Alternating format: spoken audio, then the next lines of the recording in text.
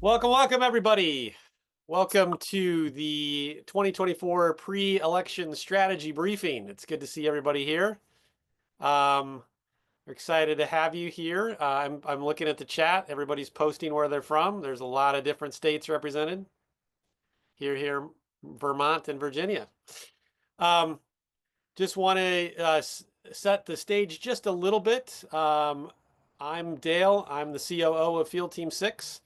And Field Team 6 is a volunteer army on a mission. Register Democrats, save the world. Field Team 6 is the one and only national organization proudly registering Democrats all year, every year in battleground states and flippable districts where just a few votes decide elections. Why are we calling it Field Team 6? It's a play on SEAL Team 6, who got bin Laden, because we are the crack partisan voter registration team that goes behind enemy lines in these purple states and districts and does the impossible. Since our start in 2019, we've delivered over 2.3 million new Democrats and independent voters and helped win elections from the bottom of the ballot all the way to the White House. Our goal for this election cycle is to raise $4 million in order to deliver 4.5 million new Democratic and independent voters to the swing states and districts that matter most. We have already raised $3.6 million thanks to every single donor on this call and off.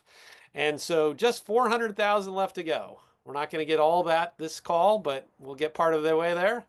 If you can, please help us hit the goals. Donate in the link in the chat and sign up to volunteer as well. In this hour, we're going to reveal some incredible recent breakthroughs that have fueled our explosive growth. We're going to talk about the big plan for victory in the next 36 days and beyond. We're going to talk about a secret weapon for getting folks to vote down ballot. And we, of course, will be letting you know at every point that none of this happens without you. So I now want to introduce you to the founder of Field Team 6 and my friend, Jason Berlin. Hello, everyone.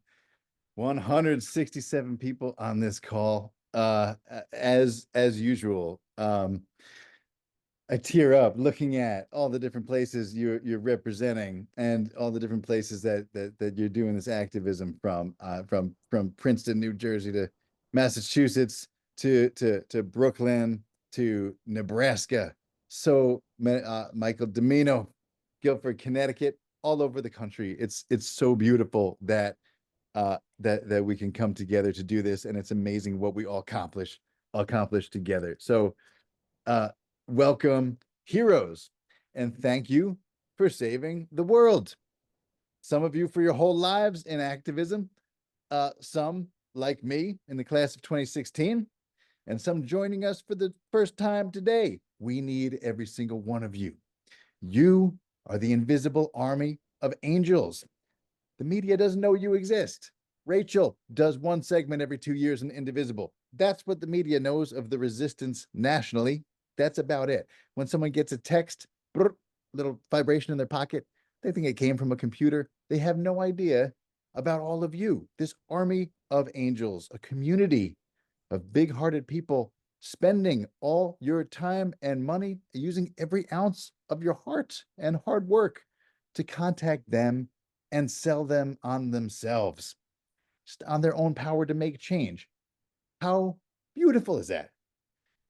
And how effective it is too. So you talk to strangers because it turns out that's exactly how you change the world.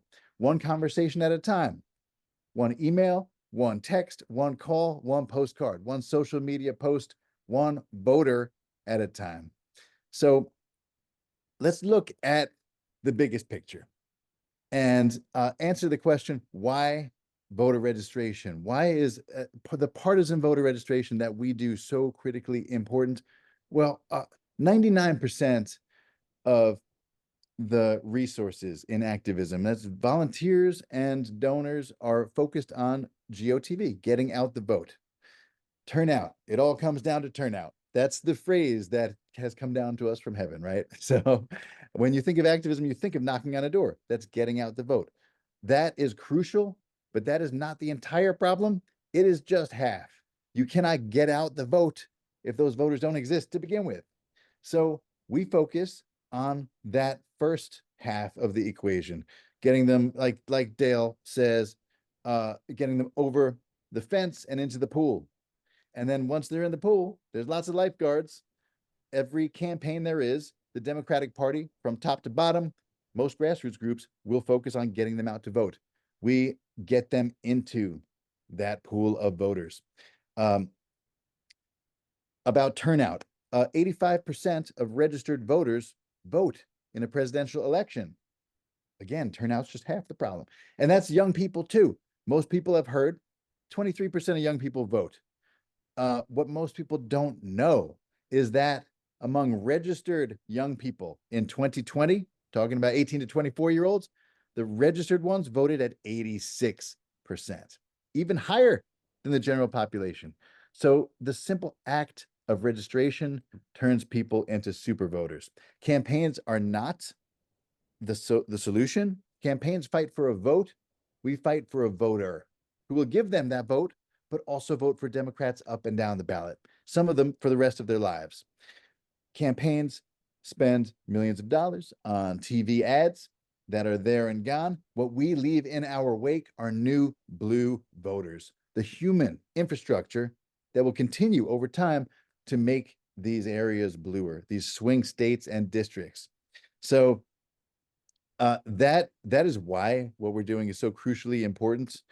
And whatever the cause that's most dear to you, the most direct way to, the only way to move that cause forward is to elect more Democrats to office. And the most direct way to do that is to register more Democrats to vote. The election is coming up now in 36 days. It goes down by 1 every day, that number. It should not surprise me that it's 36 right now, but it does. Every day now it's like, oh, what? Oh no, how did that sneak up? So we need to make every one of these 36 days count like crazy.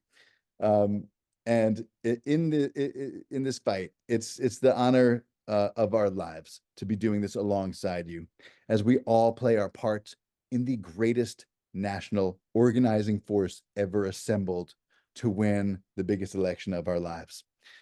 I want to remind you that Field Team 6 has only 3 people on paid staff, including me, and we had 22,000 volunteers across the country, 22,000 on the day that Biden passed the torch. Today, we have almost 29,000. So thank you, VP Harris. Thank you to all of you who have stepped up and fueled this surge. You are allowing us to do more than we ever have. And follow our formula, which is VDW, volunteer, donate, win. We are trying to raise $10,000 tonight. We have actually our goal for today was $25,000. Today alone, we have raised $16,000 already. So thank you for that. We're going to try to raise another 9,000 and get to 25 by the end of this hour. So please donate what you can at the link in the chat. We can turn $5,000 into 5,000 new Democrats and independent voters. We're trying to raise 25,000 by the end of tonight. That's 25,000 new voters that we can deliver for that $25,000. I have a question, and you can answer in the chat. I bet someone gets it. I want to see how fast. Okay, in 2020, how many votes won the election for Biden and Harris? And I'm talking about in the Electoral College, not popular votes. Sarah G, did the words even come out of my mouth before you answered? Cecily, why? Olivia, very close. Okay, this is an advanced class. Lucy, very close. Yes, Sarah G, it haunts me every day. Me too. Okay, the correct answer is just about 43,000. Ted, yep, very close. 43,000 votes. So we all know Biden-Harris won the popular vote by 7 million. However, the Electoral College was tipped by 43,000 votes in 3 states combined, Wisconsin, Arizona, and Georgia. If those 3 states had not flipped, they would not have won. So Arizona flipped by 10,457 votes. Just had to say that to brag that I know the number. But that is how razor thin it can be. So 25,000 new voters that you can help us deliver by donating. That is massive. That could be game changing. Okay. Let me just say this clearly. It's because it's a huge thing that I am incredibly proud of. At $1 a voter, Field Team 6 is the best bargain in activism. There is no better thing to do with your money. There is nowhere that it will go farther towards winning elections. So yes, please click liberally. And actually let me give an update. Thank you to people who have been donating. Okay, wow. All right. So we're already up to $16,799. Thank you so much. Fantastic. All right, we're on our way. Keep going. Keep going, everybody. Tonight, we're thrilled to have some super special guests. We're going to start with superstar Pennsylvania State Representative Malcolm Kenyatta, who is running to be state auditor. Then after that, we'll hear from Field Team 6's very own analytics team lead, Patty Crane. And then our amazing czar of most things, including social media storming and our BYOP free texting program, Deb Verla. Then we'll hear from Patty Crane again about how bluevoterguide.org is unleashing people's voting power all the way up and down the ballot. So let's get into it. It's my huge honor to introduce a rising star in Pennsylvania who has an incredibly bright future and present. He has been breaking ground since the start of his career. He's a visionary, he's a public servant, he's a fearless leader, and he's funny. We could not love him more. He's now running to be Auditor General so he can be the watchdog for Pennsylvania's working families. Please welcome Pennsylvania State Representative Malcolm Kenyatta. Jason, thank you so much, my friend. And thank you all for being here. I don't know how you could listen to the presentation that we just received about the work that you were doing, the necessity of it, the groundbreaking nature of it, the historically significant nature of what you're doing, and not be inspired, not be willing to double down on your investment of your time, your treasure, your talent to this incredible initiative. I will tell you, being here tonight, even though we're on this newer platform, this is as American it gets, isn't it? People getting together as neighbors and friends, deciding together what we want our country to be. That is as American as apple pie. People coming together in bars, basement, barns, backyards, deciding collectively that this future of this country is not about excluding folks, but it's about including people. And what you do by giving people that first entree, you're giving people that hand. You called it a pool, Jason, but I think you're giving people more than a dip. You're giving people access to their power. This is the most powerful thing that you have, the ability to vote and have that vote counted and have it respected. That is a part of the reason the guy who was impeached multiple times, you might have heard of him, he's convicted of like many crimes, who wants to be president again, who encouraged a big insurrection. I won't say his name and ruin this incredible evening, but you know exactly who I'm referencing. It is why, at the core of his strategy, it's about making sure as few people as possible vote, about making sure that we take away the rights and opportunity of people to engage and utilize their power. But what you all are doing, getting in the trenches, engaging in this great, beautiful democratic experiment in self-governance, what you all are doing is doing what Americans have always done, expand the promise of this nation and make sure we never have to say to the next generation, this was the moment when democracy died on our watch. Listen, you get it. We have 36 days less for the critical work that you do of registering voters in states all across this country. We have not that much time left to make sure we're doing everything we can in a moment where this country needed us, where so much is on the line, and we can go through the list. But I will tell you, my entire entree into politics is very simple, because I have people ask me, Malcolm, why the heck are you involved in politics? It's very simple. I grew up poor and I was pissed off about it. And I have a crazy idea. And most of you are sitting down, so I'm happy nobody's going to pass out on me. But I have this crazy idea that government ought to work for working people.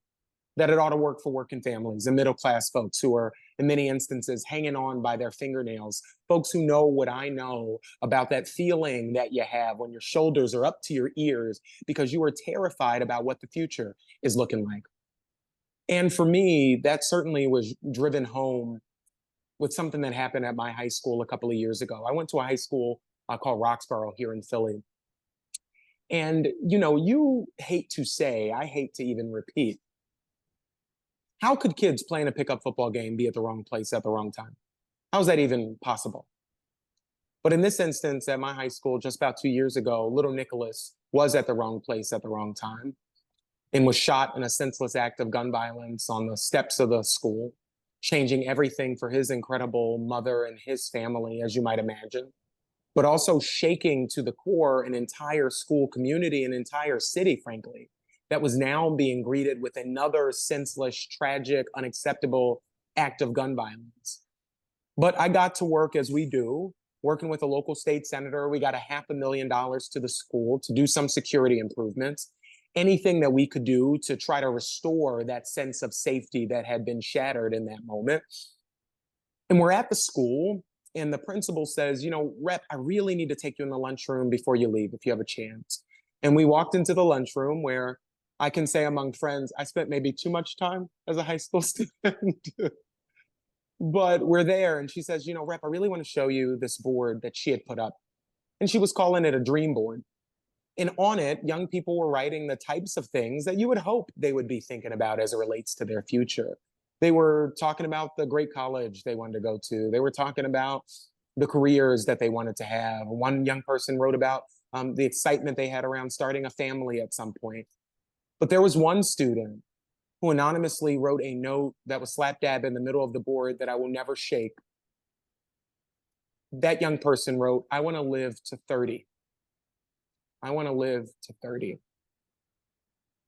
Now, being on this call tonight, we can infer, we can assume, but none of us can know with great certainty what that young person meant in that moment, what drove them to write that note that day. But I think we are all aware, and we've all probably taken a sip of that toxic mix of hopelessness, anger, frustration for the future.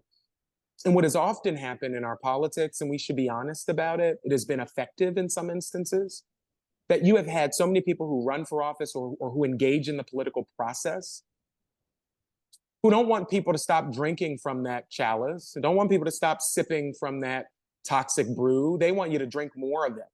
And they want to pimp people's pain. They want you to be more angry, more upset, more frustrated. And we know it because a big part of their strategy is to convince us that this is an awful place and that it's awful because there's somebody in some other region of the state who's getting more. That's why you're getting less. To convince us that there's somebody who doesn't look like you. They don't do their hair like you do. They don't pray like you do. And if we just got rid of them, then everything would be better for you and the people you love. But the reality is that is the biggest lie from the deepest, darkest depths of hell. America is actually an incredible place full of incredible people. And the challenge we have, the work that we have, the mission that we have as Americans that is never done is to make sure that the greatness of this nation is felt by everybody. That's our job. And you were taking up the mantle to do your part to make sure that is true, to make sure everybody gets to benefit from the greatness, the prosperity, and the possibility of this nation. You are doing it. And I want you to never think that what you're doing doesn't matter or that it's just something that's busy work. It's not busy work. It's life-saving, ground shaking, historic work. What I love about this moment, as scary as it is, as brimming with possibility as it is as well, is that we don't have to just read what happened in the story. We don't have to wait and just find out what happened at the end. We actually get to be decisive characters in the story. We actually get to write the next great chapter of this American story. We get to be co-authors in this great book that I refuse to close in this election or in the next. And I will tell you, because of Phil Team 6 and what you all have done since, frankly, my first election when I ran for state rep, is you've changed the fundamentals on the ground. And I want to end with this story that I always think about when we get close to the election. So as was said, I'm running to be Pennsylvania's next Auditor General. And the Auditor General simply, because I know everybody came on this call and you knew exactly what the Auditor General did, right? I knew it, and I knew exactly what it did. But the Auditor General does two basic things, and you'll be pros. And there's a little quiz before you leave the Zoom, okay? So listen up. The first thing it does is to make sure that nobody is stealing taxpayer dollars or using it in ways that we didn't appropriate. I'm old-fashioned and thinking people shouldn't be doing that. But the second thing it does is to ask the deeper question of what the heck did we get for the investment that we made of our taxpayer dollars, federal and state dollars? What did we get for that money? What did Pennsylvanians get? Did we get those good schools that every single one of our kids deserve? Did we get and make it a reality that if you get sick, you just go to the freaking doctor and then afford to fill the prescription when you leave? That you got the possibility to buy that first home and get your little piece of the American dream. And for so many people, that's not true. Certainly wasn't true growing up where I did. If you know Temple University, you know exactly where I'm from. You know my neighborhood, you know my district.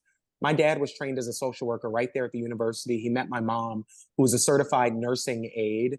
And I always say I hit the parental jackpot. I got the best parents in the world, second only to your parents, who I assume were really great as well. But the trouble with my incredible parents, as great as they were, they freaking hated each other, okay? They did not see what I saw in them. And so what that meant for me, brass tacks, is they separated when I was pretty young. I got my first job at 12 years old washing dishes. And I knew and experienced firsthand that it really matters whether government works or doesn't work. It matters if we have people who raise their hand and run for office who know that in their bones. And right now in Pennsylvania, I'm running against an election denier whose entire campaign is funded by Jeff Yass, the wealthiest man in Pennsylvania, who has, give or take, about $50 billion.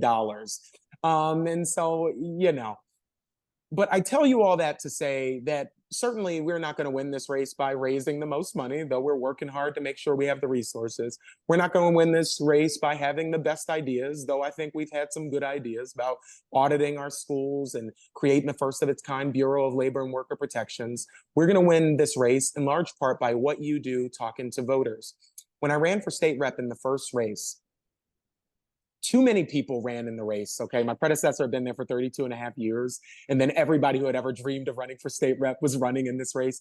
And I think it was way too many people. But I will tell you this, the night before the election, or a couple of days before the election, folks got together and put all these homophobic flyers all around the district. Jason knows this story. And it wasn't great. Two big issues, okay, with these homophobic flyers, putting aside the rampant homophobia of them, is first, they spelled my name wrong in the attack ads, okay? And even in the attack ads, you got to put two L's in Malcolm. You got to do that, right? But the bigger issue was they used the picture of me and my ex, and my now husband, Dr. Matt, was like, who the hell is that, okay? and so these people wanted me to lose the election. They wanted me to lose my life. These were tough folks. But the day after the election, I see one of my neighbors and I'm walking my dog. And you ever have that moment where you catch eye contact with someone and she's like, you can't act like you didn't see me, Malcolm. And she said, Malcolm, I don't know if you know, but people put these awful flyers about you all around the district. And I said, Miss Debbie, like I promise you, I saw the flyers. But Miss Debbie said to me, I'm only telling you because I was so upset about it that I got 3 more people to go vote for you who said they weren't even going to vote in the election. I ended up winning my and Miss Debbie's ward on election night by 1 vote. It is a constant reminder to me of the impact that we can make, that you can make by having a single conversation. There is somebody who you are going to talk to who doesn't even know that they are waiting on you to change their lives and to give them access to their power, to put down that toxic brew of despair and hopelessness, and to get in the arena and make sure the next chapter is the best that we've ever written. So God bless you. Thank you for the opportunity to be here. Jason, thank you for your vision, for your incredible team. And I am a fan of Field Team 6 to the end of time. So thank you all so much. I appreciate it.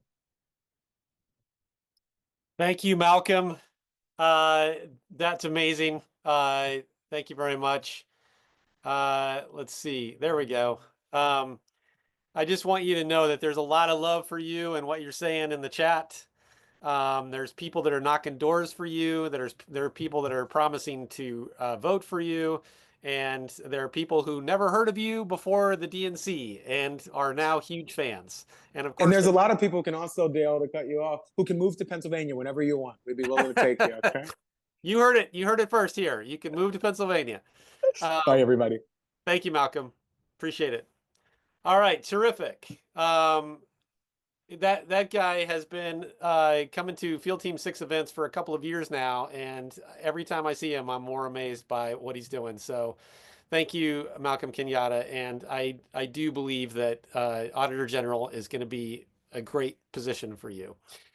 All right, so as we continue to register more Democrats, I want to set up our next speaker, who is setting an incredible growth trajectory for us as an organization. And she's going to reveal a truly game-changing breakthrough that she and her team here at Field Team 6 are responsible for. People will write papers about this, people besides us. Please welcome someone who is the CEO of her own marketing and communications firm for 3 decades plus. She is now a member of the Roundtable Volunteer Steering Committee for Field Team 6, as well as the leader of our analytics team. Please welcome my friend, Patty Crane. Oh, hi, Dale. Hello. Okay. It's absolutely, I didn't realize how moved I would be by hearing from Malcolm. Like, I've been following him for a couple of years and he's so cool, but I had never heard that one vote story.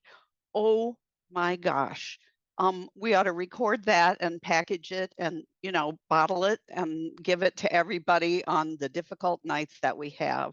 So I am so honored to be with you today, and I'm going to share screen. And please tell me, thumbs up, you're seeing my screen?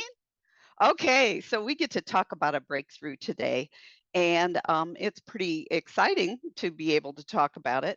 So everybody knows this part of the story, but I got to set the landscape a little bit. We know that Jason founded Field Team 6 to originally be a purely in-person but partisan voter registration org. And the in-person people were usually the nonpartisan people who sat politely at tables and said, how do you want to register? Are you Dem, Republican, NPP, whatever? And Jason was like, none of that, nope. And so he wore cool Obama t-shirts and things like that and learned how to triple and then quintuple the yield that the nonpartisan people had. So he'd come home from a voter drive on a college campus clutching 20 or 30 or 40 or even 50 registrations instead of, 5 or 6. So that was a pretty good thing. And he also knew for sure, because of the way that he conversed with people, that they were on our side, that they were blue or at least purple. So when COVID hit, that was hard, but our pivot was a blessing.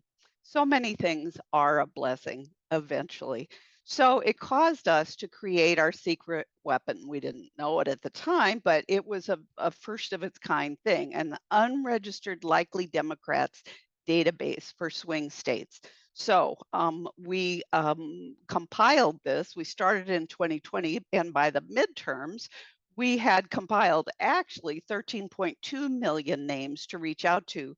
But the names we were able to reach out to based on our budget and based on the reachability of folks, because they had a cell phone so we could text them, or they had an email address so we could email them, or they had a landline so we could phone bank them, or they had a home address so that we could postcard them. But anyway, we reached out 9.6 million times to 5 million of the people who were unregistered likely Democrats for the midterms. And you might have heard about when we acquired these names, we bought them from the political data vendors. And they're good guys. We like them and we cooperate with them and we partner with them. But at first, we could buy names that, were scored at 60% likelihood of being blue, being a Democrat. And then we started digging into the names more. And so we were getting into the 50% territory. We weren't seeing the 60% names anymore. And then we started getting into the 40% territory. So by the time we were working in 2022, the names were typically scored at about a half a chance to be a Democrat, as opposed to a quarter to a third of a chance for a completely unpredictable and unscored name. The cool thing is, because our messaging was very partisan, and thank you, Jason, and thank you, Dale, very good messaging. Once we registered people, 1 in 3 of this entire 5 million group, 81% of them registered as Dems because our messages didn't make red people want to register. It made blue and purple people want to register. So we had different kinds of messages that we could do, emails and SMS texts and add a postcard in there, etc. And these are some of the yields. And I'm only showing this so that you know that if you want to see the slides later, they'll be available for you.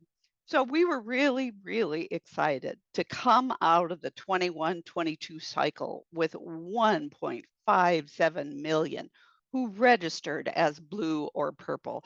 That was an incredible yield of 31.5%. And people said, no way, because they were used to coming home from voter drives with, 5 registrations. But we said, nope, digital works, because these people aren't drowning in texts and cells and emails and things like that because they're unregistered. So they're not part of the GOTV Get Out the Vote universe. They're the people who were kind of neglected. All right. So anyway, just to show you how it worked, it was not even Steven across the board. Some states were just killer. Were just amazing. Oh my gosh, look at Florida, 46.2% of the people we reached out to there registered as blue or purple. Look at Wisconsin, 42.6%. But then again, look at Nevada, good old Nevada, which is always kind of hard to register. So if you want to see how many of them voted, the ratio of people in each state who actually voted, and again, we're not going to spend time looking at this right now, but I just want you to know it's there if you want to look at it. But instead, I'd like to talk quickly about what was the impact of the voting. So we all remember Wisconsin. We all adore Ben Wickler, right? By the way, he stood up the other day on a TV set, and I found out he's like 6.5 feet tall. And I thought for years he was 5.5 feet tall because I've only seen him on a Zoom screen. So it was just amazing to see him towering over everybody at the DNC. It was just wonderful. Anyway, in Wisconsin, we had a good yield, 42.6%, and then a very good yield of those people for a midterm voted, 51.9%. So our new registrants who registered after outreach from us was 149,000. Wow, look at that. That was 165% of the margin of victory for Governor Tony Evers. And you know the amazing work that Tony Evers has done. Take a look in Arizona. Okay, so the yield wasn't as good in Arizona. The voting yield was pretty good, but we still put 60,000 new voters who went to the polls and cast their vote in the midterm election. And oh my gosh, that was 352% of the margin of victory for Governor Katie Hobbs. And have you been watching her vetoing stuff and trying to keep the rule of law going and taking care of business in Arizona? Are we glad we got that? Yes, we are. Okay, here's the scariest one. Remember, I called out Nevada. We weren't thrilled with our yields in Nevada, although everybody said, well, good luck at registering anybody. It's a difficult state because people move so often. Okay, fine. So we only got 27,000 new registrants and 8,500 of them voted. But do you remember the margin by which we kept the Senate? 7,928 votes for Senator Catherine Cortez Masto. So, oh my gosh, were those important? This isn't quite a Malcolm Kenyatta story, but considering it was statewide, it feels like that one vote margin from the lady who was walking her dog next to Malcolm. It really does. So, what did we spend to do it? In 2022, our total expenditure for the 2-year period was less than 1.5 million. So, what's the math on that? Oh my gosh, 93 cents each for those 1.57 million new registrants. So, of course, what did Jason do? Jason, when you first said this, I remember thinking, okay, buddy, really?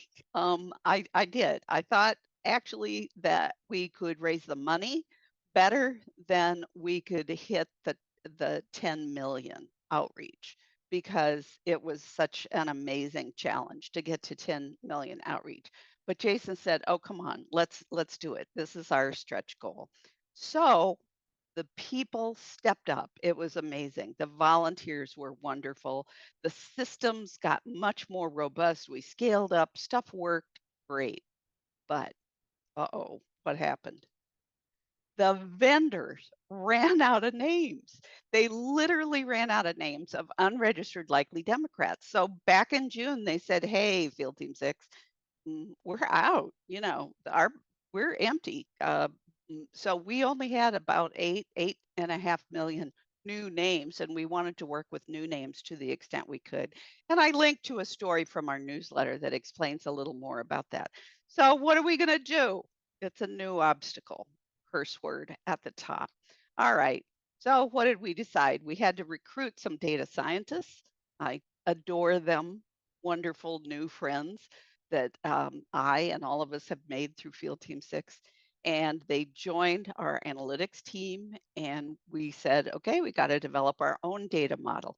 So we had 13.2 million names that we had the analytics on from the midterm cycle, 5 million of them that we reached out to, others that we didn't reach out to, but we also knew if they registered or not.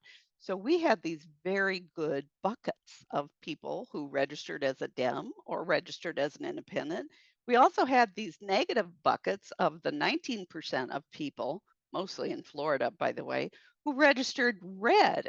And so we could look at that bucket and say, do not give us more of those people. So we found a wonderful new vendor, and the new vendor deployed machine learning and used commercial markers as opposed to merely political markers. And that gave lots more insights from our results. And how big of a deal was that? It was just amazing. I will never forget July 19th because I wept on a Zoom with a data vendor, which sounds pretty weird, but it's because the data vendor showed us this new model tested against a list of more than 100 million voters, where the actual partisan lean of the voters was known, but the model didn't know what the voters were. The model went through more than 100 million names, which, as you know, is a massive and incredible. Went through 100 million names, and it said, we recommend that 45 million names are going to be Democrats. And we looked at the model, and of those 45 million, 42 million were either Democrats or independents, Working Families Party, Green Party, and some of the other parties. Basically, the new model, instead of having 40 to 50% predictive value, 93% accuracy. Oh my God, I wept. A lot of us wept, actually. It wasn't. So just look at that. This is basically double. And we're not complaining about the political data vendors, but they're not. Remember when Jason said there are thousands of GOTV orgs and we're it on the partisan voter reg, the PAC side of partisan year-round constant voter registration everywhere, as opposed to just a few months of pickup by the parties right before the election. Well, they don't have any incentive to work on this, but do we? Yes, we do. So the model was double the predictive power. And we then were suddenly able, through commercial data vendors, to use the model and find that there were 16.8 million more names that were available to us that were unregistered and then didn't duplicate names that we had already purchased in the prior 3 years, which was amazing. And then we tried to upload 16.8 million names, and we almost broke our software platform, which could not take the amount of uploads that we were trying to do. So we had to hurry and scramble and create a whole new platform for our management of these names and our outreach. And am I glad we did? Yes, I'm glad we did. So we believe now that we can have this stretch goal. And if you want to yell at anybody about stretching, talk to Jason. But if you want to celebrate, talk to the analytics team because we're so proud of finding these 16.8 million extra names. So we believe that in terms of our outreach, we can get to more than 15 million unregistered likely Democrats. We don't have 36 days left, except in the states that have same day registration. We have fewer days in most states. And now our budget, instead of the 3 million that we originally had, is now 4 million to take care of it. But if we're able to replicate the yield that we had in 2022 of 31.5%, you realize that that could turn into 4.5 million new registrants. Could that be a game changer, you think? So essentially, we raised the 3 million budget. I always thought we could, and I'm so proud that we did. Our small donors keep chipping in and chipping in. They know that we're trying to make that other million. So it looks like they're on track as of September 30th to get us to the 500,000 mark on the added million. An anonymous private donor stepped up. Oh, thank you, and gave us $250,000 amazing dollars. So now what we've got is actually about 250,000. My numbers are even fresher than the ones that Dale quoted a while ago. At any rate, the basically we're just trying to stretch so that we can get to all 16.8 million of those names. And I just want you to know there is no better bargain in politics today, just as Jason said earlier. So I'm so grateful to all of you for being here tonight and for everything you've been doing over these years for Field Team 6. Thank you so much. Patty Crane and the analytics team. That is such a crazy story, and I wouldn't believe it if I hadn't lived through it. Jason, where are we? Where are Uh, we in the I fundraising? Because there were people donating. They couldn't stop themselves when Patty was talking. They could not stop themselves. They tried to stop themselves from donating, and they couldn't. and they So failed. they failed. They failed to stop themselves from donating. So that is incredible. Yeah, that is such a crazy story. That not only did we set out this audacious goal to reach out to 10 million, which was twice as many as we did in the midterms, but we have surpassed it already, and now we have this whole tranche of data that we just need to raise money for so that we can reach out to it. That's new that we wouldn't have had any ability to get without the analytics team. Oh my God. So Right. where are we? Where are we? We Uh, were going to try to get to 25. Right. Right. We're going to try to get to 25,000. We are currently at 19,767. What? Okay. All right. Thank you so much. That's crazy. That's It's good. amazing. And I just have to say, yeah, this is what happens when you put Patty Crane in charge of an analytics team, and she assembles the analytics team is like our volunteer Manhattan project. It includes multiple PhDs in statistics, a software engineer who is just a genius, whose brain encompasses mine many times over, a nuclear physicist who could be part of an actual Manhattan project. These people, these True. people. I mean, and Dale, helping with the analytics team also is instrumental. I just have to say, because when they start talking, it takes about a half of one sentence for me to be completely lost. I have no idea what's going on. I don't remember my name. It's like, so to be able to just follow it is a superpower, let alone lead it and crack the code, create our own model for predicting likely Democrats and independents that has 93% accuracy. It's insane. Oh yeah, it's the cause that brings people together, but the leadership of Patty Crane, amazing, amazing. So yes, please keep donating. Help us get to 25,000. We are almost at our goal for the entire cycle. This is what we need to act maximally.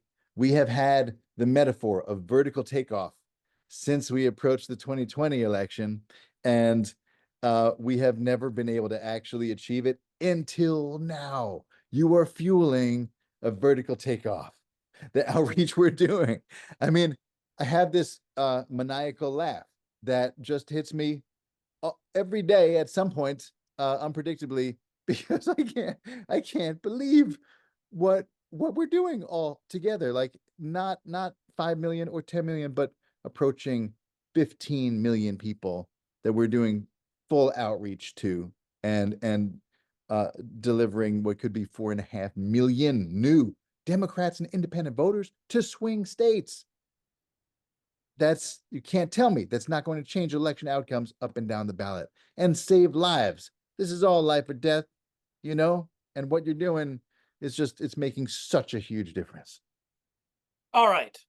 Thank you, Jason. I'm gonna take you off the stage. I just gave him the hook. All right.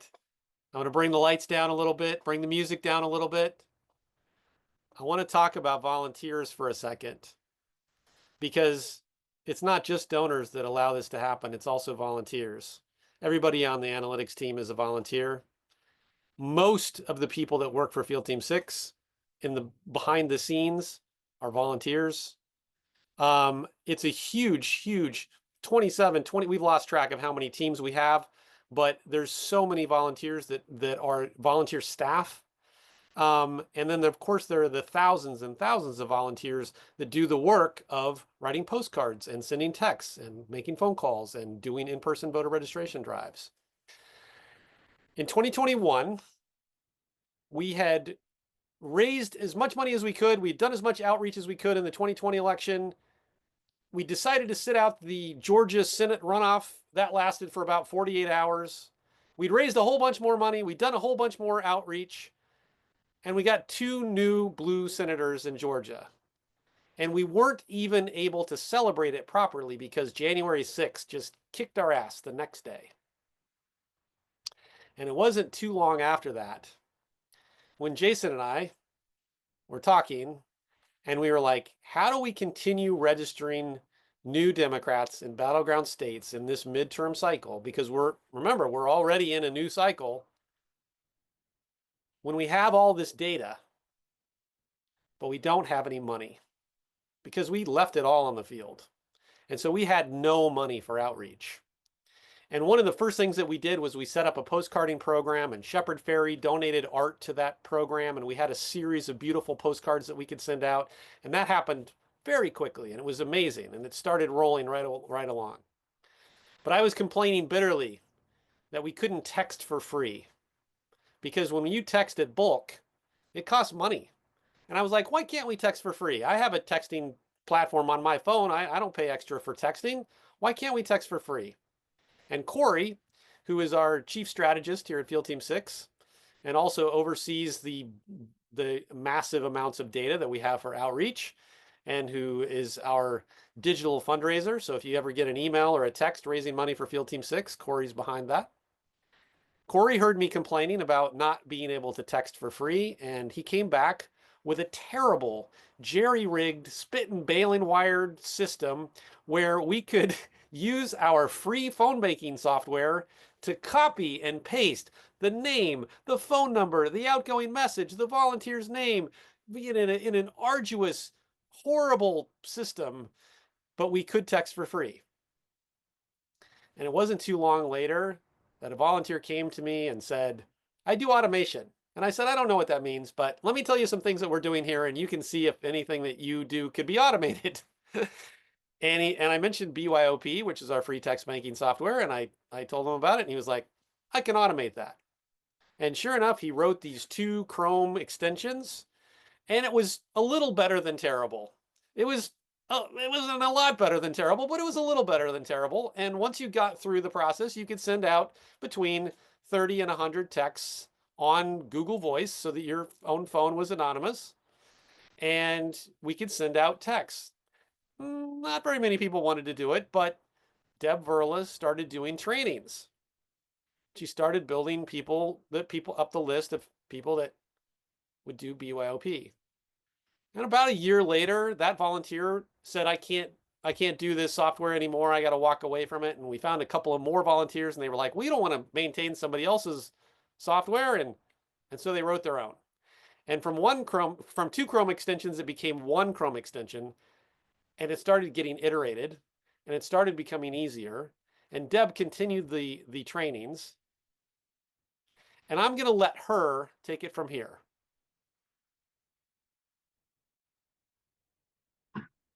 That summed it up pretty well, Dale. It was just a labor of love, if nothing else. You know, when Corey came up with this idea of free text banking, we all thought it's great, but it's really crazy. And like Dale said, it was our own homemade version of our text banking platform. And I like to tell people it's held together with duct tape and wire hangers, because it really is. So like he said, there was a lot of copying and pasting involved. It was tedious. It was difficult to set up. I remember turning to other people in those first few weeks and saying, nobody's ever going to come back and do this with us again. And yet people did. Like you said, one of our volunteers came up with this way to do a Chrome extension. I didn't even know how Chrome extensions worked. And luckily, I don't need to know anything about it. But since then, some new, again, volunteer developers came up with a new Chrome extension. They eliminated entire steps from the process. They made it easier. They made it easier to set up and easier to text. And so maybe it was a little bit easier for people. You know, they still complained about it. But since then, this Chrome extension has been improved and upgraded even more times since then. So like Dale said, most of our volunteers use Google Voice to send out the text.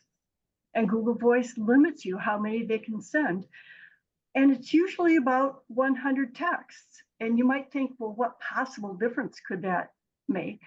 But the good news is it takes less than 15 minutes to send out 100 text messages. So all we're asking is this little 15-minute chunk out of your day. If you can do that with us every day, it makes a profound difference. So late last year, we came up with another ridiculous idea. Somebody said, what if we had 1,000 people doing this? If each person sent out 100 text messages every day, that would be 100,000 text messages every day. Yeah, that adds up. So last week, we had over 1,400 people texting with us. We're sending over 50,000 text messages every day. To put that into perspective, last fall, before we had these brand new Chrome extensions, we were sending about 20 to 40,000 text messages per month, 20 to 40,000 per month. Now we're sending more than that every single day. It's just grown so much. So we've sent over 4.5 million text messages so far this year. We're focused right now on the House districts that we think we can flip blue. And it still doesn't work for every single person, but it works for most people. And we've got a group of incredibly patient and wonderful moderators helping everybody get past that hump to make it work for them. So is it too late for you to jump in and help us make a difference with it? And it's not. There's still 36 more days. And if you send 100 text messages every day, that would be 3,600 text messages. It might not seem like a lot, but like both Patty and Malcolm already said, every vote can be so incredibly important. When we think about races like Adam Frisch back in the last midterms in Colorado, he won by 546 votes. So if you sent out 3,600 text messages, you would end up hopefully registering more than 1,000 people. Okay, we do a training. I just want to shout out Alice in the chat, who just sent her 24,000th text with BYOP today. It adds up.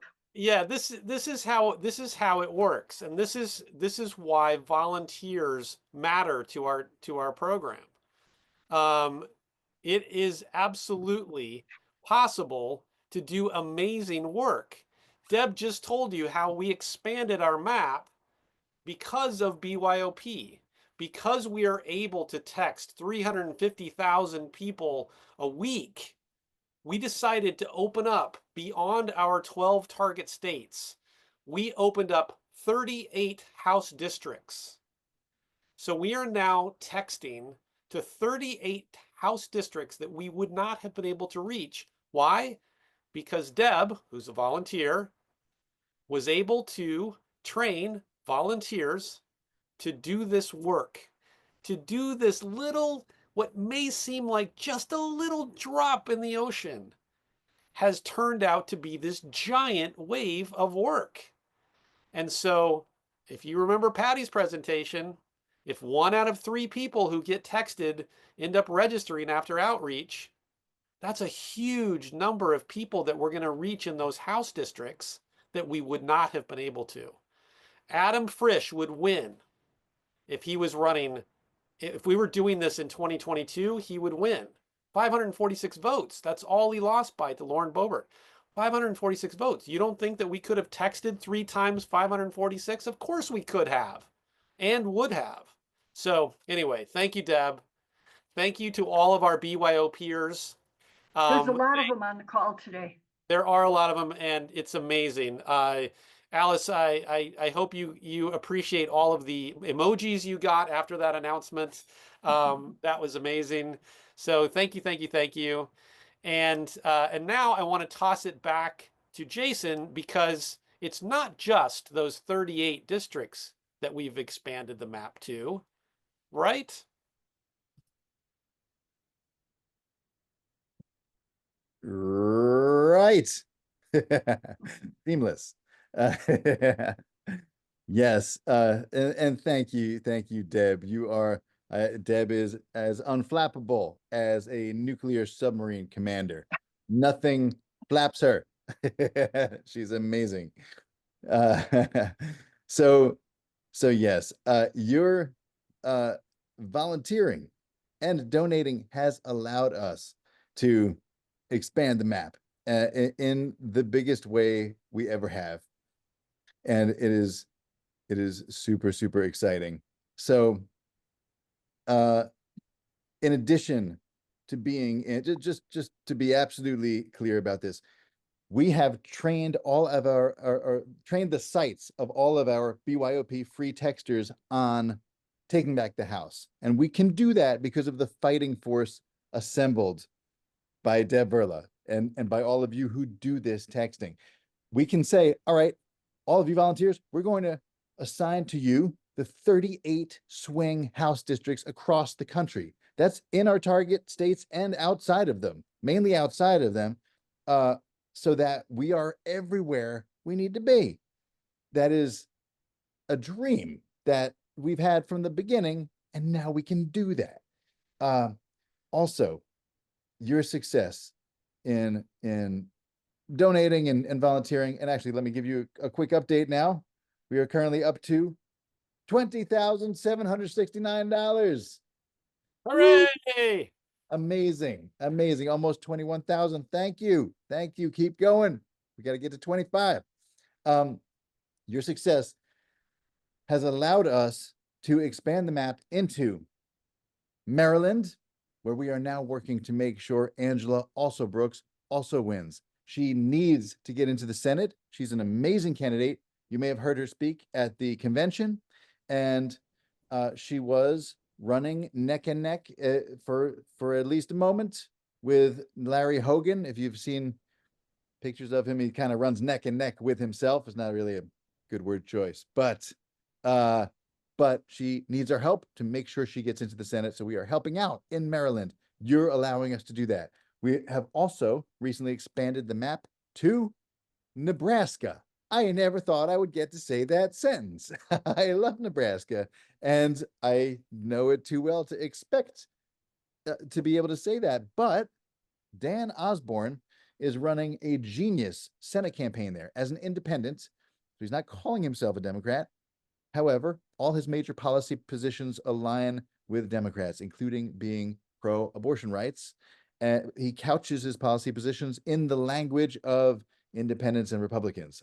It's genius because he's not fooling people. He's just showing that when you connect with people on the issues, the labels don't matter so much. And they're like, yeah, those sound like great ideas. He has been polling 1 point ahead of the unpopular Republican incumbent there, Deb Fischer. Amazing. So we're doing everything we can there, and you're enabling us to do that. And the last place that we have expanded to in the last week is Texas to help elect Senator Colin Allred, who, as I'm sure you've seen, he is polled 1 point ahead of Dracula. How beautiful is that? If there is a shot, we have no, it's one poll. There will be more polls, but we don't have time to wait and see what those polls are going to say. By that time, it will be too late. So we're doing because we can, because you allowed us to do this with your volunteering and donations. We're expanding to Texas, doing everything we can there, texting over 1 million people twice. And these are unregistered, likely Democrats in Texas, and emailing hundreds of thousands of people as well to do whatever we possibly can to push them over the edge. So that is amazing. Before I want to throw in someone who I did not prepare to speak today. So, so it's very generous of her to speak to us for a couple minutes about what she does. It is Meredith Pominville. She is our texting czar, and we need to hear from her about what she's doing because it is literally changing who's going to win this election. Meredith, there you are. Perfect. You have the floor. Oh, And you're muted. Yep. Oh, you're No, muted. you're still muted. Uh-oh. Are you saying you cannot unmute yourself? Oh, she cannot. Oh, how sad. Oh, wait. Oh, can we ask you to unmute yourself? Yes. How do we do that? Is someone doing that right now? Huh. Okay. We're working on it, everybody. There we Yay! go. That Hey. Oh my gosh, it has just been so inspiring to hear all of the great work. I just, getting involved in this was just like, I love texting, and I feel like we could do so much. And the texting program has grown since we switched over to text out. Our Slack workspace has over 9,800 people in it just on that channel. Every time we open up a text bank, we've been joking that it's like piranhas, but it's like the best piranhas. It's like the most amazing, dedicated, voraciously, protective of our democracy, people reaching out and doing the work. Jason first said we're going to try to do, I think this was in April. We're going to try to do 1 million texts a week. Can we do that? And at that point, we've been doing text arcades weekly, maybe 30, maybe 40,000 texts a week. It was like, we're going to scale up to 1 million a week. Okay, we can do that. And we got this, great new texting program, and it had the ability to power send if we needed it. And I kept saying to Jason, of course we can always power send if we need to, but our people love to send. That's what we love to do. We love to have conversations and do things. And so then it started being 1 million a week, and then maybe 1.5 million a week, and then maybe 2 million a week. And then this week it was like, we're going to do 2 million. Oh, and let's do Texas. And now it's like, let's do Texas twice. And you guys, we're sending 4.5 million texts this week. We sent 2 million texts last Saturday in 3 hours.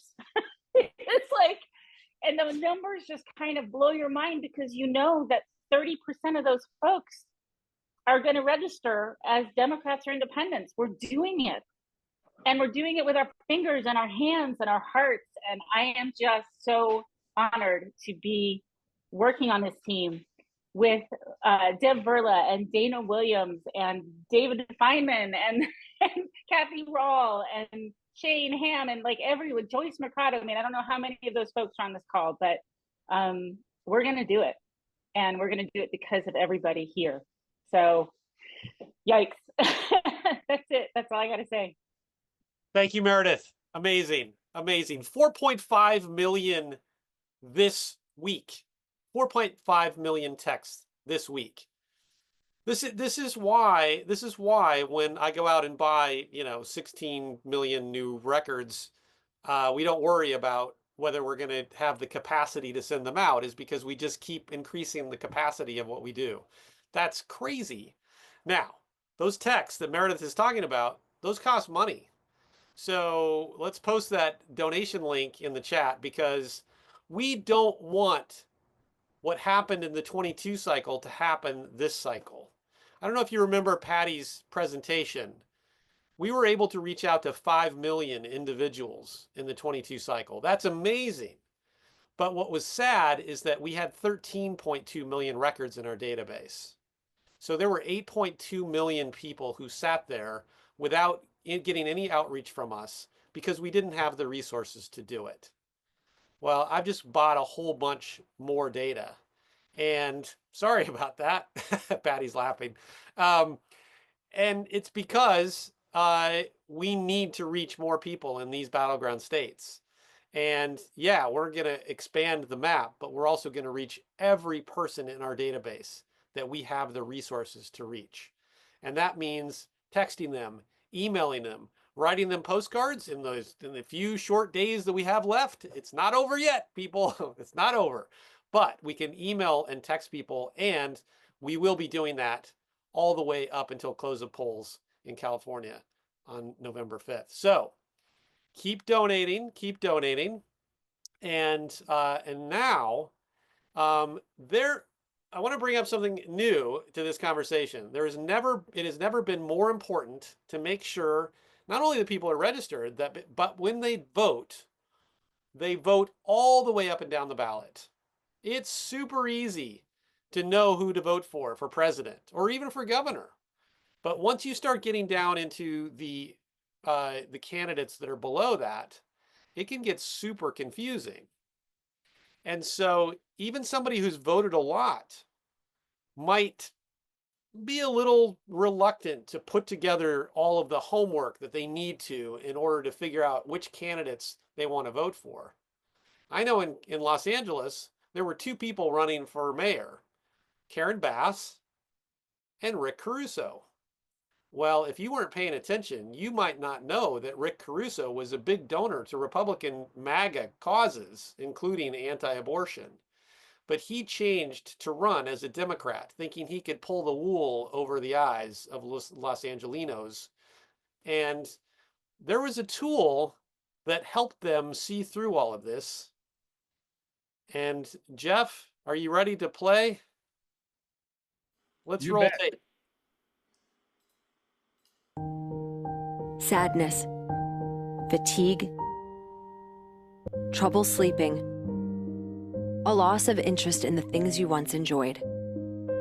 These are just some of the symptoms of CCD, chronic constitutional depression. It's a condition that arises when the fundamental principles of decency, fairness, and justice underpinning your democracy come under attack. For millions of Americans, these symptoms worsened considerably on November 8, 2016.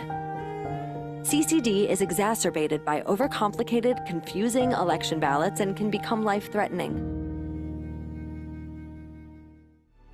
Fortunately, there's help. BlueVoterGuide.org. This 100% natural solution comes in an easy-to-use web app that will help you make smart, fast, pro-democracy choices in whichever state you live, overcoming ballot intimidation by showing you progressive endorsements behind candidates, judges, and ballot measures enabling voting choices in minutes instead of hours. Created right here on U.S. soil by the scientists at Blue Voter Guide. BlueVoterGuide.org stimulates your sense of purpose, restores your political voice, and reconnects you with millions of Americans who share your passion for democracy. Tell your doctor right away if you're pregnant or nursing. It makes no difference to Blue Voter Guide, but they'd probably like to know.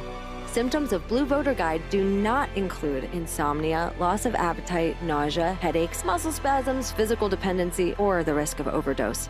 Blue Voter Guide can lead to a greater sense of social responsibility and participation in democracy, increased feelings of well-being, hopefulness, and positivity about the future of America. So now for the payoff of that mayor's race in Los Angeles. Blue Voter Guide showed probably 50 plus endorsers for Karen Bass. And it showed one for Rick Caruso, and that was Kim Kardashian. So it was pretty obvious if you were a progressive, you knew which candidate to vote for, even if you weren't paying that close of attention. So here to introduce Blue Voter Guide is multiple subject matter expert Patty Crane. Hi there. I'm excited to present Blue Voter Guide. I'm just doing it on behalf of our Wayne Liebman, our beloved founder of Blue Voter Guide, who's under the weather today. So I just want to say, give me a thumbs up. Am I sharing my screen? Okay, good. So, don't you think we deserve a little ballot joy this year? I think we do. I think Kamala has taught us something about how important that spirit of joy is to what we're doing. But a lot of people who are new voters don't feel ballot joy. They feel concerned about other things. They can't tell the difference on fake news. They need help with questions about candidates or polls or things like that. So we can't give them a ride to the voting place, although vote writers can, but we can definitely do a good job in terms of improving people's worries about voting. So essentially, what we're glad to do here is remind you that Blue Voter Guide, it's like Yelp, but for voting. And by the way, all these little marketing assets are up on the Socia platform. So join the media storming people and promote that and grab that video and some other good ones too. All right, so Blue Voter Guide doesn't sell a candidate. They didn't say thou shalt not vote for Rick Caruso. They let the endorsements tell the story that needed to be told here in Los Angeles. It doesn't sell, but it doesn't tell people what to think. It shows them what to think about. And I personally love that. You can't tell me what to think anyway, but I do love to know what to think about. Finally, the endorsers in Blue Voter Guide are trusted and they're progressive. And you can compare them. And sometimes people have a lot of different attitudes, and with judges and with nonpartisan things, sometimes you can't even tell what's going on. But it's ridiculously simple to vote fast, smart, and blue when you're using bluevoterguide.org, which works in all 50 states now. You simply go to the homepage, bluevoterguide.org, and you type your address. That's the key to everything, typing your address into the little box there under number 1, and then it builds your guide. And so here's a person in Mesa, Arizona, whose guide, okay, guess what? They get to vote for Kamala Harris. How cool is that, etc. And there's 169 other endorsers. So if you click the down arrow there, you could see a zillion endorsers for Kamala Harris. But then you go ahead and go forward. Here's another example of somebody in terms of the county assessor. I don't know about you, but other than Malcolm Kenyatta for Inspector General, right, an auditor in Pennsylvania, I'm not sure I would have a secure sense of who I should pick for a county assessor. But essentially, you can see this person and you can click on all those endorsements and see what they had to say. The Blue Voter Guide volunteers do a brilliant job of researching all these endorsers and verifying and making sure. So after people go through and they can make a sample ballot, then they can review their ballot. They can save their ballot so that they can share it with themselves or email it to themselves. They can print it if they want to for themselves or their family, or they can share the whole thing with people who are even in the same district or in some other district. And we hope that when people use Blue Voter Guide, they'll kick in 5 or 10 or 25 bucks for the privilege of using it, because Blue Voter Guide is purely 100% volunteer driven, and they have to pay for the data, and then the volunteers just work their hearts out with 50 states and 5 territories with the elections. So it's your personal ballot assistant, and it's a wonderful thing, and we're so glad that Blue Voter Guide is ready to go in 50 states. Oh, baby, that's a big deal to have finally achieved that. Let's go ahead and remove any of those stubborn orange stains. Like Malcolm, I too am not going to name the source of any stubborn orangeness, right? But essentially, it helps you make quick and informed choices. You can see what's on your ballot. And down here on these slides, there's a bit.ly link, Blue Voter Guide Overview, where you can see a little 2-minute video that explains how it works if somebody needs to see how it works. So there you go. And I'm gonna undo the sharing and say bluevoterguide.org. It's easy peasy. It's your ballot bestie. Thanks. Thank you, Patty. Thank you so much. Blue Voter Guide. I'm a big fan. I use it myself when I'm voting. I fill it out with my sample ballot, and then I take a printout into the ballot booth because I always turn my mail-in ballot in and it lets me vote in person. I like voting in person. I just enjoy it. So you vote by mail if you can, if it's available, but definitely vote early. Everybody should be voting early. You know that, right? And as Total Latino says, we don't mean go at 8 o'clock in the morning. We mean there's a voting window now, which means that some states have early voting available in the weeks running up to election day. It's no longer election day only. And so if you live in one of those states, make sure that you vote on day one of early voting, and that will take you off all of the GOTV, get out the vote lists, so that campaigns and Dim clubs and the party can concentrate their resources on reaching voters that haven't voted yet. So that's a great use of your time and a great use of making sure that you're taking off all those lists, so they're not spending money on reaching you for something that you've already done. All right, Jason, where are we? We are, we started between 15 and 16,000, right? Our goal was 25,000. Yep. We're at 21,769. Okay. Amazing. That's great. That's great. Okay. That is huge. That is huge. And so can we get to 25? We're just a little over 3,000 away. I bet we can get there. Yeah, a Blue Voter Guide is incredible. We've said a lot of huge things tonight, and there's one huge thing left to say, one huge announcement left to make. So what, just a quick recap. Is it going to take 45 minutes to say it? At least. Because we're already 20 minutes over our prescribed length of an event. That's we like right. to keep it to an hour because after an hour, Zoom actually uses nanotechnology to suck your soul out of your bone marrow. That's true. That's true. We're going to wrap up soon, but let's see how close we can get. We're already at 21,794. Someone donated $100. Fantastic. Hooray! So just to recap the huge things we said tonight. Field Team 6 delivers a voter for $1. That is the best bargain in politics, bar none. We've said we're raising $250,000 more to hit $4 million. That will allow us to deliver 4.5 million new Democratic and independent voters to this election. We said that we've expanded the map to every single congressional swing district, as well as to Maryland, Nebraska, and Texas. And here's the last gigantic thing that we have to announce. 6 years, almost, after our founding, I can now say Field Team 6 is now the largest partisan voter registration organization in the country. Jason, I feel like you should say that again. Okay. It's just taken 6 years. This is beyond my wildest dreams.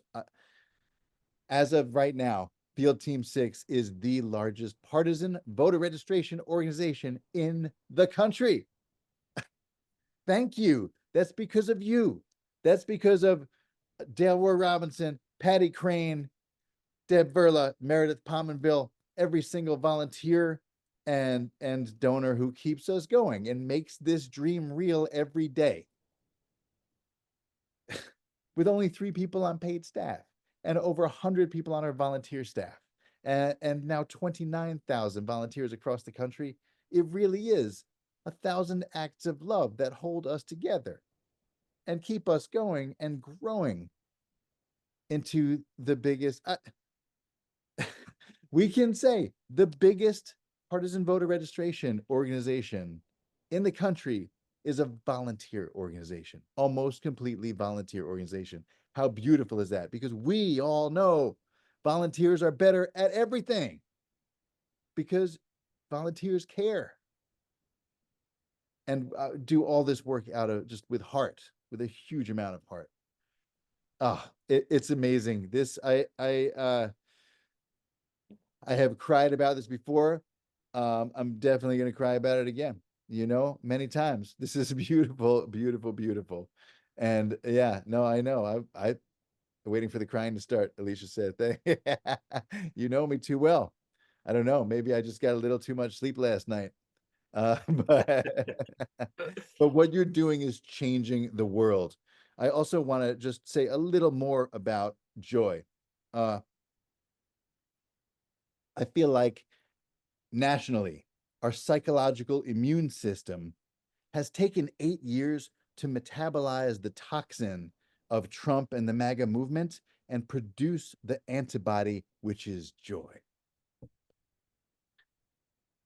This moment, the joy we're feeling, it's the joy when the heroes at the top of the ticket are worthy of you heroes, of the heroes in the grassroots movement that fuels their victories. It's the joy of our preparation meeting the beautiful luck of the moment, so that as Harris and Walz are generating this national thunderstorm of excitement, we're here. We're all here on the other side of that to capture that lightning in a bottle and turn that electricity into new voters. That is chef's kiss beautiful. That is changing the world right now. And I cannot wait to see how this changes outcomes in Maryland and North Carolina and Arizona, all across the country.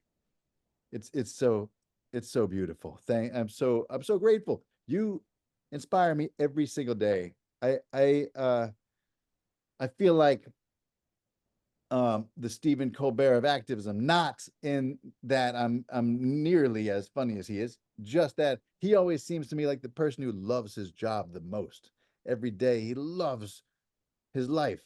I feel the same. I can't imagine something better than being in this hero-rich environment every day and talking to people all day long who are spending their time, the most precious resource we all have, making life better for everyone, reaching out to strangers to tell them you believe in them, and let's hear what they have to say in the voting booth. Gorgeous, gorgeous. Let me see. We're at $22,000. That $22,034. That's amazing. Thank you all so much for everything you were doing. It's huge. It really is. That includes people who are doing in-person voter drives.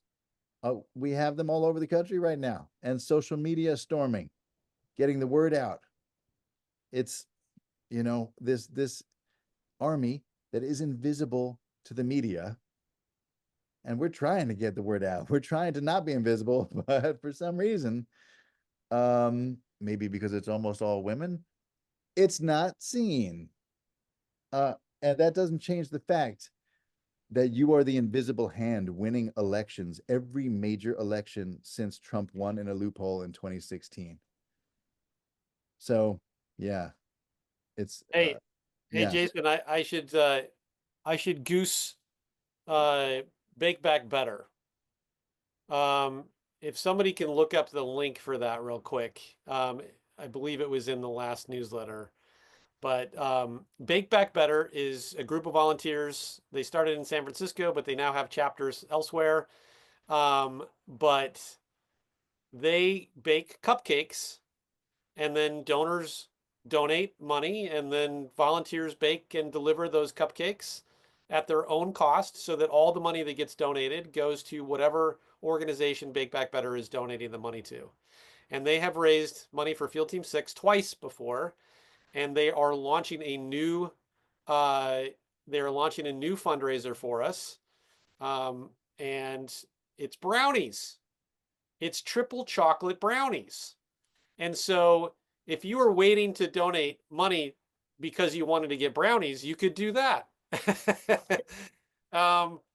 Or if you want to make sure that you can eat chocolate, but it's not brownies, we just partnered with a chocolate maker, and I just put the link in the chat. But it's for all you childless cat ladies out there. There is a chocolate bar called the Pussy Between Us, and it is for childless cat ladies And childless cat men.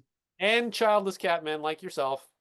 And so if you donate, or if you buy a chocolate bar, $4.77 goes to Field Team 6 to register more Democrats.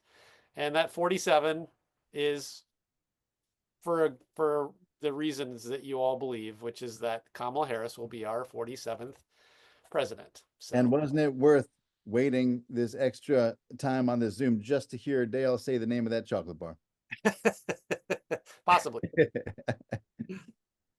Yes, you absolutely can buy it if you don't have a cat, because the idea of childless cat ladies is embraced by every Democrat and progressive independent who's a dog owner, a goat owner, a horse owner, whether they have children or not. Certainly, you know somebody who's a childless cat lady that you can buy a gift for. Yes, you absolutely can buy it as a gift or for yourself. No matter. Childless dog lady here, says Jan. Great. Wonderful. We All are right. at $22,102. And I would like to revise our goal to $22,000. We've surpassed Hey, it. we did it. We did it. Yeah. We've surpassed it. Hey, thanks everybody for coming out on a Monday night and for sticking around for 90 minutes. Appreciate you all. Yes, 36 days left. Keep going. Love you all so much. You're all the goats. Let's win And this. thanks especially for Patty for lifting up 2 different segments in tonight's event. 2, count them 2. MVP. Cannot Yeah. be beat. All right. Good night, everybody. Thank you so much. Yeah, let's take us to the finish line. Let's go.